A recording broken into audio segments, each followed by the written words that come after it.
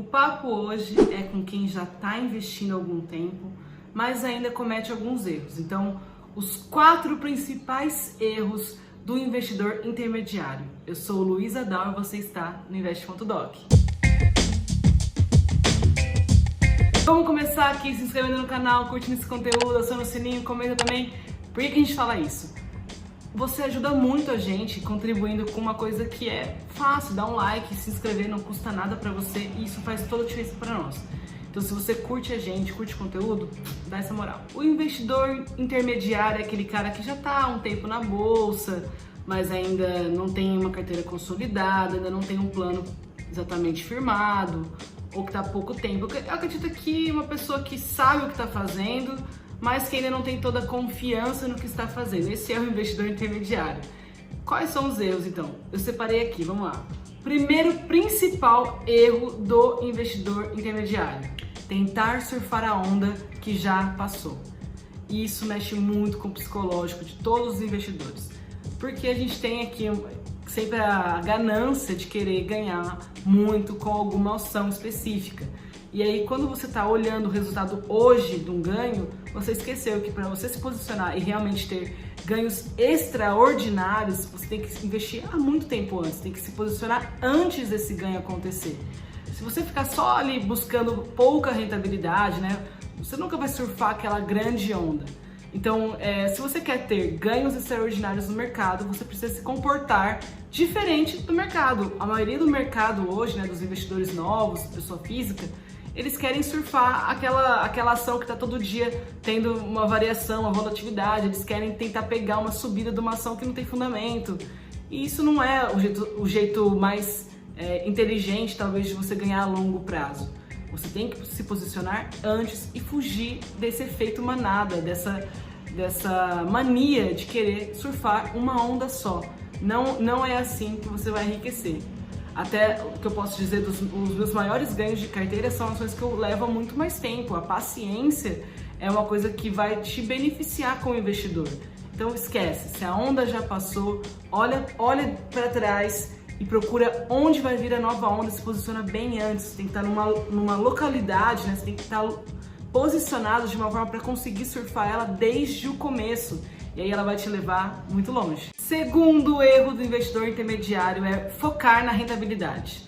Então, se você monta a carteira e você está focando na rentabilidade da carteira, pode ser que com o tempo você comece a simplesmente vender ativos só para focar na rentabilidade final.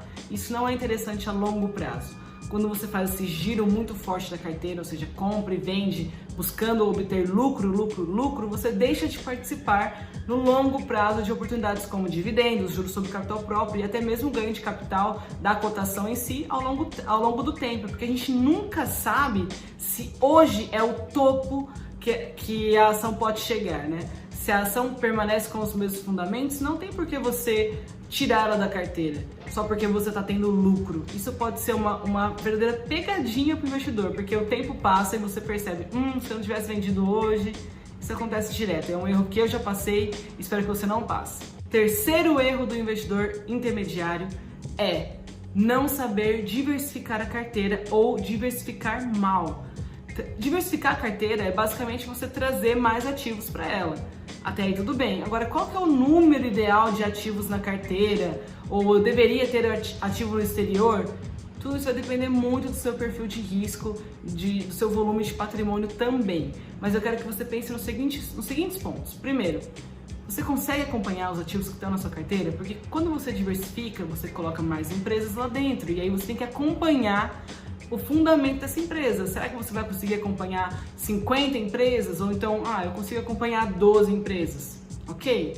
Outra coisa, segundo ponto aqui interessante, um número muito pequeno de ativos na carteira pode te expor a muito mais risco, mas um número muito grande pode pulverizar o seu patrimônio. Esse conceito de pulverizar é muito complicado de dizer, porque se você só faz isso da vida, que só faz análise de empresas, você talvez consiga com certeza olhar mais empresas e aí manter um controle maior sobre o seu capital.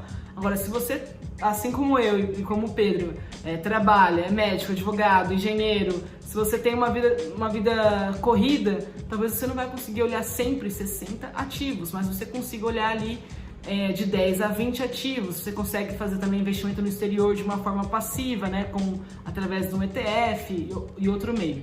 Dessa forma, você tendo um certo controle e também não colocando todo o seu patrimônio em poucas opções, é a melhor forma de você diversificar. Nunca pense em diversificar comprando tudo, porque aí também você vai começar a não ter controle e vai ser pequenas proporções por cada ação, e isso pode realmente ser a pulverização da sua carteira. O quarto erro do investidor intermediário é mudar de plano toda hora. Quando você começa a investir, você faz realmente um plano para a construção da sua carteira. Você pode adotar um método. Então, por exemplo, o meu plano é me aposentar. O meu método que eu escolhi é Buy and Hold. Ok, então eu tenho aqui um porquê de como eu vou me adaptar ao mercado financeiro.